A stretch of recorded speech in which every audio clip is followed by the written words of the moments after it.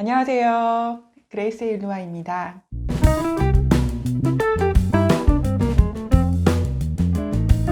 오늘 그레이스의 일루아에서는요, 회복 탄력성에 대한 이야기를 드릴까 합니다. 회복 탄력성이란 무엇인가 많이 들어보셨죠? 이 단어는 가장 쉬운 예로 한번 들어볼까요? 바로 주식 시장입니다. 요즘 많은 개미들이 주식에 들어갔다라는 이야기가 뉴스에도 있고 저 역시 주식을 하고 있는 사람 중에 한 명인데요. 참고로 저는 주식을 대학교 때부터 했습니다. 학교 과제로 주식을 시작했는데 그 이후에 끊지 못하고 아주 오랜 시간 동안 주식을 하고 있는데 안타깝지만 저는 수익은 올리지 못하고 십수년째 계속 주식에 돈을 투자를 하고 있는 그냥 아주 작은 개미에 불과합니다. 제가 주식을 예로 회복 탄력성을 좀 설명드려 보려고 하는데요. 주식이 올라갔다 내려갔다 하죠.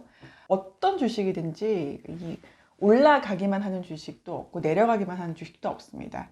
올라갔다 내려갔다 올라갔다 내려갔다 하면서 점점 상승 곡선을 그리는 것이 이제 좋은 주식이고, 또 어떤 주식은 올라갔다 내려갔다 반복하지만 결국은 하향 곡선을 그리는 주식들도 있지요. 이 사람들이 우량주에 투자하는 것 역시 떨어진다고 하더라도, 이게 내려간다고 하더라도 기초 체력이 튼튼하니까 다시 회복될 수 있을 거다라고 하는 믿음 때문인데요. 사람도 마찬가지입니다. 어떠한 상황으로 인해서 주식의 하강 곡선처럼 훅 떨어졌을 때 이 회복 탄력성이 있느냐 그렇지 않느냐에 따라서 본인 삶의 커브를 그려나가곤 하죠. 분명한 것은 같은 상황과 그리고 이 사건을 겪고 있다고 하더라도 회복력이 좋은 사람과 그렇지 않은 사람에 따라서 이 그려나가는 곡선이 다르다라는 거죠.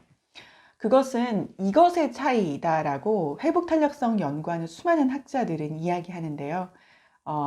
이것이 무엇일까요? 사실 저는 회복 탄력성과 관련해서 오랜 시간 동안 연구도 했었고, 또 회복 탄력성의 저자인 김주환 교수님과 프로젝트도 오랜 시간 동안 함께 했었는데요. 여러 가지 회복 탄력성에 대한 연구 내용과 그리고 깊이가 있긴 하지만 제가 가장 핵심적으로 이야기해 드릴 수 있는 많은 연구에서 공통적으로 이야기 나누고 있는 것이 바로 지금부터 제가 설명해 드릴 공식입니다. R은 RP예요. 이때 R은 resilience고요. 그 다음에 R, 여기서 뒤에 있는 R은 relationship입니다. 관계. 그리고 P는요, 긍정성이라는 거죠. 즉, 관계성과 긍정성이 개인의 회복 탄력성의 핵심적인 기초 체력이라고 볼 수가 있습니다. 관계성이 뭐냐? 평소에 주변에 자신을 전적으로 지지해주는 사람이 있는가에 대한 부분입니다. 이것은 양보다는 질이 훨씬 중요합니다. 단 한 사람이라도 자신이 전적으로 믿어주고 사랑해주고 지지해주는 사람이 있다면 어렵고 힘든 상황에서 회복력을 높이는데 그 한 사람이 굉장히 큰 힘이 될 수 있다는 것을 의미합니다. 또 하나의 요인은 긍정성입니다. 평소 긍정적인 정서를 저금처럼 많이 쌓아두는 사람들은요, 어려운 상황이 왔을 때 잘 버틴다라고 하는 그런 의미입니다. 이제 서울대학교 심리학과 최인철 교수님과 프로젝트를 할 때 교수님이 이런 예를 들었는데 아주 이해하기 쉬우실 겁니다. 욕조의 따뜻한 물 원리인데요.